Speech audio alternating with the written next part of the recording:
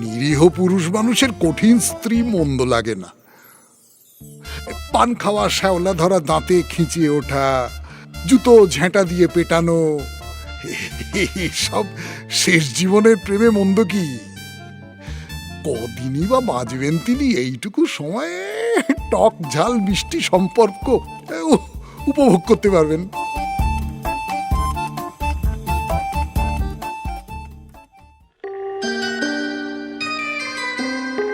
চাকরি পাওয়ার পর বিয়ে আর একটা বাড়ি, এই স্বপ্নটাই দেখেছিলেন সোমনাথবাবু। কিন্তু ইচ্ছাপূরণ মায়ের আশীর্বাদে জীবনের সমীকরণ যে এভাবে পাল্টে যাবে তা একেবারেই অকল্পনীয় ছিল তার কাছে। শোনো সোমনাথ, মায়ের আশীর্বাদে তোমার বৌদির সঙ্গে আমার বিয়েটা হয়েছে, বুঝলে? মা বলেই দিয়েছিলেন বড় বাড়ির মালকিনি হবে তোর গিন্নি। হ্যাঁ, আজকে দেখো বউ আর বাড়ি দুই আমার। তুমিও মায়ের পা জড়িয়ে পড়ে থাকো ভায়া, দেখবে ফল ভালোই হবে, বুঝলে কিনা? সেই প্রথম অফিস কলিগ পুলক সান্যালের কাছে শোনেন ইচ্ছাপূরণ মায়ের কথা। তারপর থেকে সোমনাথবাবুও নিজের বউ আর বাড়ির আশায় মায়ের কাছে হাজিরা দিতে শুরু করলেন। 6 মাস পর একদিন মায়ের নজর পড়ে ওর ওপর। ওরে আয় আয়, এদিকে আয়। বেশ কিছুদিন ধরে দেখছি মায়ের দরজায় অপেক্ষায় আছিস। বল, কে তুই? আমি সোমনাথ মা, সোমনাথ বাড়ুচ্ছি। ব্রাহ্মণ সন্তান? কি করা হয়? চাকরি করি মা, তোমার আশীর্বাদ পেতে চাই। কি চাস খুলে বল। মাগো, আমার অফিস কলিগ পুলক বাবুর কাছে আপনার কথা শুনেই আমি এসেছি মা। হ্যাঁ, পুলকের পুলক তো আমিই মেটালাম। কি নাছোড়বান্দা ছেলে রে বাবা। কতদিন এসেছে, পা ধোয়া জল খেয়েছে, রাতভর নাম গান করেছে, একনিষ্ঠভাবে পদসেবাও করেছে, তারপর মায়ের আশীর্বাদ নিয়ে গেছে। একনিষ্ঠ ভক্ত। আমিও করব মা, তুমি যা বলবে, যেভাবে বলবে সব করব। শোন, মায়ের ইচ্ছা পূরণ হলেই মা সন্তানের মনের ইচ্ছা পূরণ করে। আর আমার ইচ্ছা, সেটা বাইরের বসা আমার অ্যাকাউন্টেন্ট বুঝিয়ে দেবে। এখন যা যা যা। তারপর থেকে 1 বছর দিন রাত এক করে কঠোর পরিশ্রম আর পকেটের বাইরে গিয়ে খরচ করার পর আবার ইচ্ছাপূরণ মায়ের নজরে পড়লেন সোমনাথবাবু। আয়, আমার কাছে আয়। এবার মা তোর ইচ্ছা পূরণ করবে। তুই পরীক্ষায় পাশ করেছিস, কি চাই বল। আমি সংসারী হতে চাই মা। হবে হবে, সব হবে। নিজের বাড়ি আছে? না মা। তাও হবে, আমার আশীর্বাদ রইল। বড় বাড়ির মালকিন তোর বউ হবে, তাই চাইছিলি তো? হ্যাঁ মা। কিন্তু ধৈর্য রাখতে হবে। 1 বছর সপ্তাহে 4 দিন নিরামিষ খাবি, আর রোজ সকালে স্নান করে শুদ্ধ মনে শুদ্ধাচারে আমার দেওয়া গুরুমন্ত্র 100 বার জপ করবি। তারপর দেখবি সব ভালোই হবে। জয় মা ইচ্ছাপূরণ মায়ের জয়, জয় মা ইচ্ছে।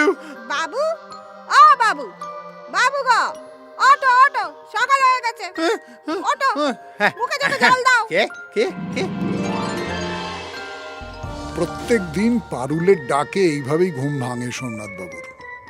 বিগত বছরগুলোতে ওই একই স্বপ্ন দেখে যাচ্ছেন তিনি। কিন্তু কতদিনে সেই স্বপ্ন বাস্তবায়িত হবে সেটা আর মাকে জিজ্ঞাসা করা হয়নি।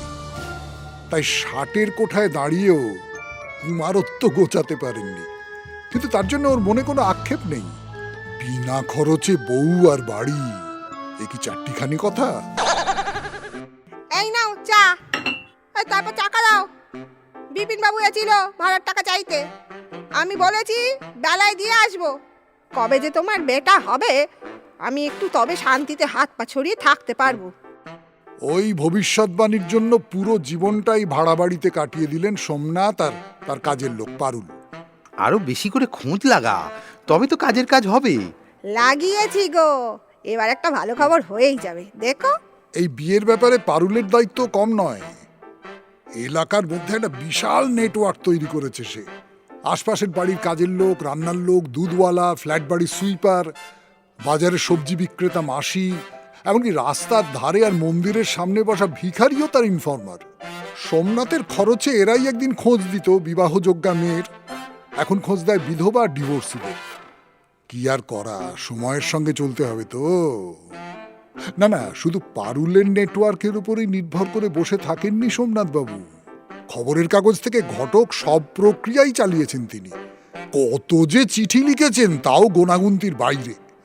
3-4টে চিঠির আদান প্রদানের পর যখন দেখা করার পালা আসে, তখন চিঠির বয়ানে মেয়ের নামে বাড়ি আছে কিনা জানতে চাইলেই চিঠির উত্তর আসা বন্ধ হয়ে যায়। সহজ মনের মানুষ সোমনাথ আজও এর কারণ উদ্ধার করতে পারেননি। এখন তাই পারুলি ভরসা। কিরকম খবর আনলি জানা? কোনো ভুল খবর যেন না হয় বলে দিলাম। ও পাড়ায় বাজারে শিখাদি বলছিল পুকুর পাড়ের পাশে যে বড় বাড়িটা আছে, ও বাড়ির লোকটার এখন তখন অবস্থা। বুড়োর বলহরি হরিবল হলেই তুমি বাড়াতে হয়ে শুট করে ঢুকে যাবে। ভালো করে খবর নিয়েছিস? বুড়োর কোনো ছেলে বা ভাই নেই তো? আগের বারের মতো যেন না হয়। সেবারের কথা মনে পড়লেই আজও গা গতরে ব্যথা অনুভব করেন তিনি। প্ল্যান হয়েছিল বিধবা মহিলার বাড়িতে ভাড়াটে হয়ে প্রবেশ, তারপর সব ঠিকঠাক কিনা দেখে নিয়ে বিয়ের প্রস্তাব দেবেন। রাজি হলেই কেল্লা ফতে। কিন্তু সেবার খাতায় নাম ঠিকানা লেখার সময় হলো বিপত্তি। বুড়ো থুড়ি বয়সের দোষে নিজেকে আটকে রাখতে পারলেন না, বেধবার হাত দুটো চেপে ধরলেন। এতদিনের জমে থাকা হরমোনাল রিয়াকশন চেপে রাখা যায়? যেই না ধরেছে অমনি কোথা থেকে 4-5 জন মুষ্টিমেয় হাজির হয়ে কিছু বোঝবার আগেই তারপর 3 মাস সোমনাথ বাবু বিছানায় শয্যাশায়ী। এবার ওই সব ঝামেলা হবেই না। তুমি শিখা দিদির সঙ্গে গিয়ে দেখা করো, ও সব কিছু তোমায় বলে দেবে। 2 দিন পর বাজারে শিখা দিদির সঙ্গে দেখা করতে গেলেন সোমনাথ বাবু।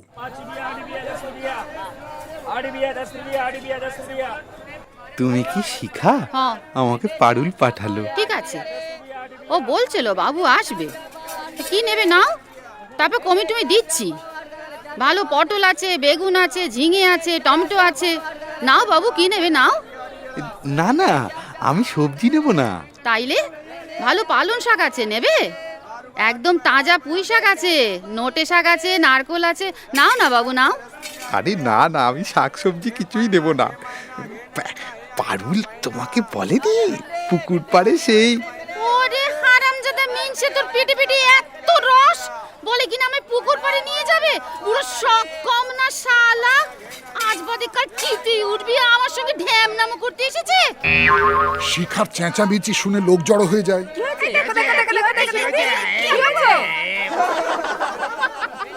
দাদু, ও দাদু। এই একদম গালাগাল দিবি না। কে গালাগাল দিল? কি হয়েছে দাদু? দাদু বললি কেন? তুই আমার সাতকুলের কে রে? আত্মীয় পাতাচ্ছিস? ও বাবা, ওনাকে দাদু বলা যাবে না। দাদু। এইভাবে আশাহত হয়ে বাড়ি ফেরেন সোমনাথ। বাড়ি ফিরে কান্নায় ভেঙে পড়েন তিনি। পারুল, ও পারুল, আর কতবার নিজের মান সম্মান হারাতে হবে বলতো? কি হয়েছে বাবু? কি হয়েছে বলবে তো? আজকে আবার শুনতে হলো রে, আবার শুনতে হলো। কি শুনতে হলো? দাদু, হায় রে। বাবু, বাবু আমায় বলো তো কি হয়েছে? সোমনাথের কাছে সব শোনে পারুল। দাঁড়াও, আমি আসছি বাজার থেকে। কি গো শিখাদি, তুমি নাকি আমার বাবুকে চিনতে পারোনি? বাবু এসে পুকুর পাড়ের কথা বলেছে, আর তুমি ভেবেছো উনি তোমার বাবু ছিলেন? ইয়ে মা, ছি ছি ছি ছি ছি ছি ছি ছি। আমি ভাবলাম ওই বড় ফ্ল্যাট বাড়ির বাবু। আমার বড় ভুল হয়ে গেছে গো পারুল। ই বাবা, আমি চিনতে পারিনি। এতদিন ধরে পয়সা পাচ্ছি, আর কাজটা করার সময় ছি ছি ছি ছি ছি ছি। এখন ছিচি বলে কি হবে? বাবু খুব কষ্ট পেয়েছে। এ বাবা, কি যে কিলো করলুম। পারুল, পারুল, আমি একবারটি যাব তোমার সঙ্গে, সামনে বসে ক্ষমা চেয়ে নেব। না না, ওসব দরকার নেই। এখন বলো কি খবর আছে? খবর একদম পাক্কা আছে। সকালে সবজি দিতে গেছিলাম ওই বাড়িটায়, বুড়ো এসে গেছে। বাড়িতে শোকের পরিবেশ, খালি বাড়িতে কেউ নেই গো যার কাঁধে মাথা রেখে বেদবা একটু কাঁদতে পারে। Line clear. ঠিক আছে, আমি গিয়ে বলি বাবুকে। আর একটা খবর শুনলাম পারুল, বিয়ের আগে বুড়ির নাকি একজনের সঙ্গে প্রেম ছিল। আরে বাস, এটা হেব্বি দিলে তো। হে গো, বুড়ো নাকি মরতে মরতে বলেছে যাওয়ার আগে যদি তোমায় তার হাতে দিয়ে যেতে পারতুম। বুড়ো আমার বুড়িকে বিয়ে দিয়ে যেত। বুড়ির শরীরে রস আছে, তোমার বাবুকে বলো বয়ফ্রেন্ড সেজে চলে যেতে।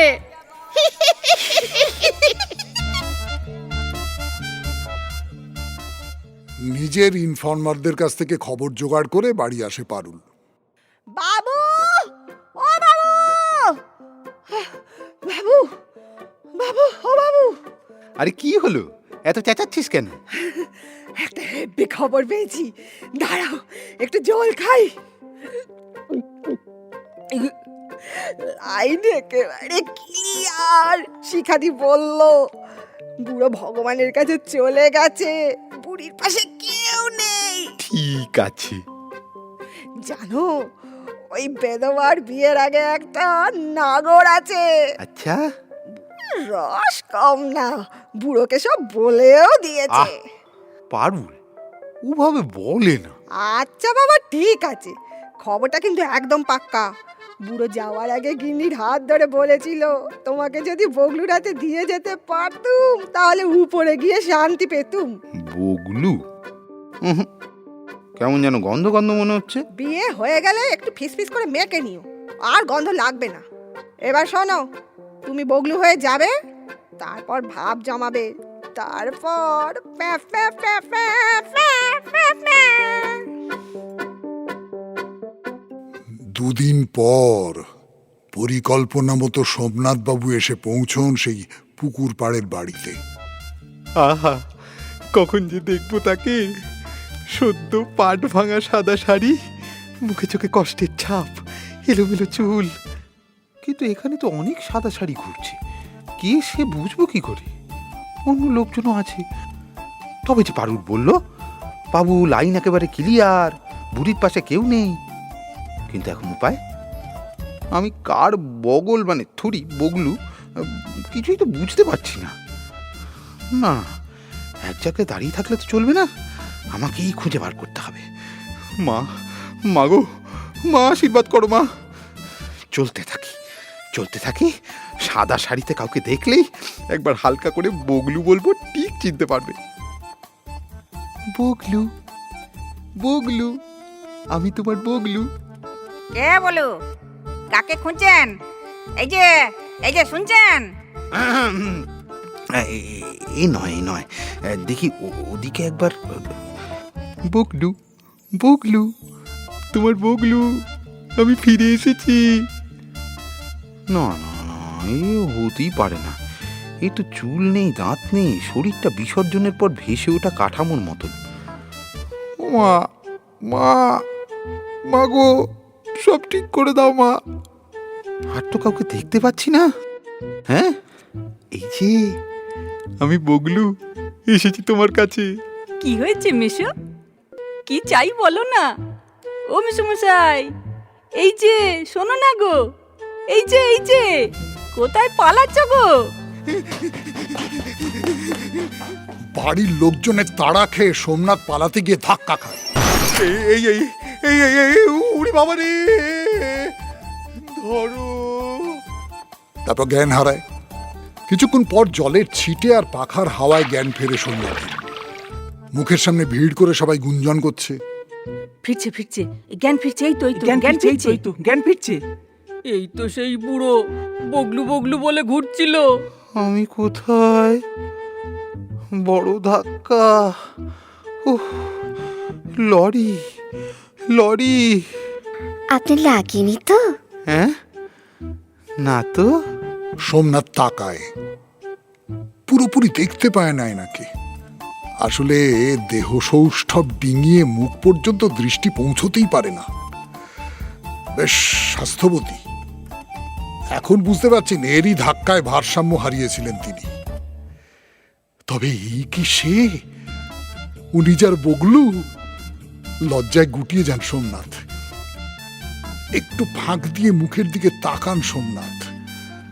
মাথায় সাদা কালো মেশানো এলোমেলো চুল, পান খাওয়া লাল লাল দুটো ঠোঁট, সাদা শাড়িটা কোনো রকমে টেনে টুনে গোঁজা আছে বট গাছের গুঁড়ির মতো কোমরে। এমনটাই তো চেয়েছিলেন তিনি। বাড়ি আর বাড়ির মালকিন দুটোই ভীষণ মজবুত। নিরীহ পুরুষ মানুষের কঠিন স্ত্রী মন্দ লাগে না। পান খাওয়া, শ্যাওলা ধরা দাঁতে খিঁচিয়ে ওঠা, জুতো ঝেঁটা দিয়ে পেটানো, সব শেষ জীবনের প্রেমে মন্দ কি? কদিনই বা বাঁচবেন তিনি এইটুকু সময়ে টক ঝাল মিষ্টি সম্পর্ক উপভোগ করতে পারবেন। আমি সোমনাথ, ইয়ে মানে পুকলু। আমি চিপটি। আপনি যাকে খুঁজছিলেন? হতেই পারে না। পারে পারে, আগে তাই ছিলাম। এখন অবসরের হাওয়ায় একটু প্রসারিত হয়েছি। চলুন ওপরের ঘরে, একটু বিশ্রাম নেবেন। হ্যাঁ চলুন। চিফটির শরীরটাই ভারী, মনটা একেবারে ফুরফুরে।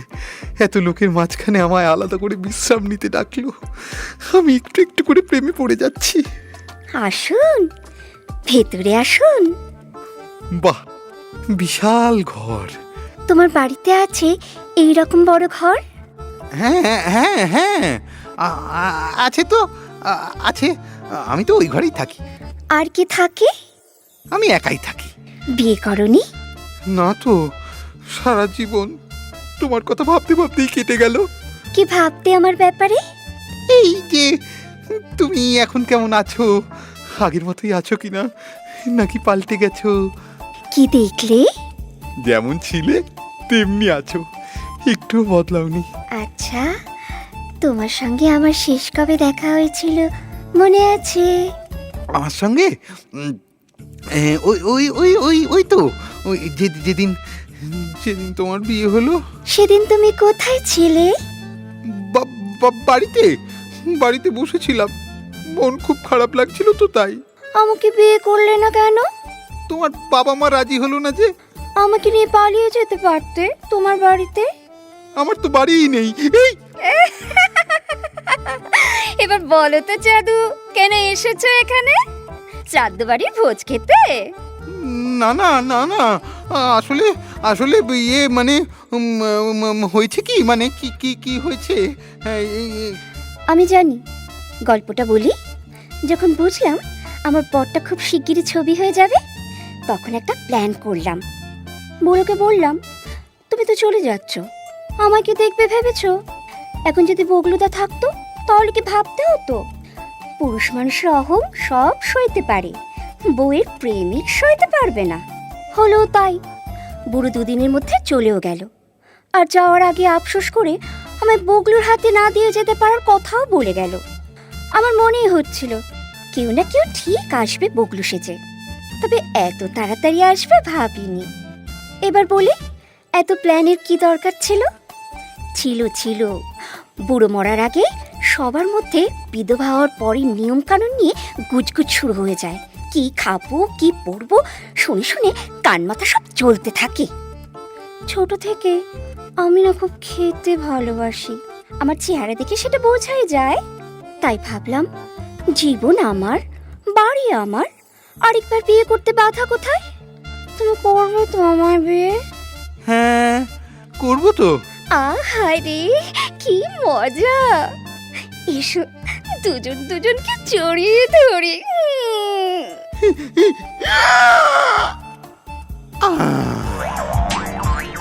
এই কি হলো, কি হলো তোমার? কথা বলো, কথা বলো। না, সোমনাথ আর কথা বলেননি।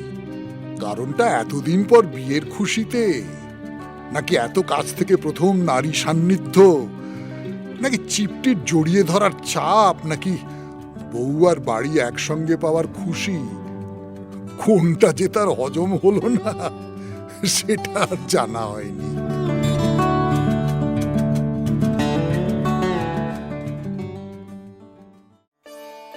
টিওটি স্কুল অফ ড্রামায় আজ আপনারা শুনলেন বগলুর অন্তিম হিঁচকি।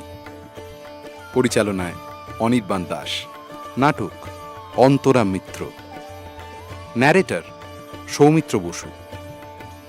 অভিনয় বগলু এবং পুলক অনির্বাণ দাস। মা সমিতা চোংদার। পারুল যশোমতী ব্যানার্জি। শিখা ঝুমা রায়। চিপটি প্রজ্ঞামিত্রা সাহা। জনৈকা ডক্টর মৌমিতা রায় বসু। স্টুডিও কানে কানে। সঙ্গীত ও আবহ পরিকল্পনা নিহার চক্রবর্তী। প্রযোজক প্রসেনজিৎ ঘোষ। প্রযোজনা ব্যবস্থাপনা তানিয়া আমিন। প্রচার অলঙ্করণ গ্রে অ্যান্টেনা। প্রযোজনা টিওটি স্কুল অফ ড্রামা।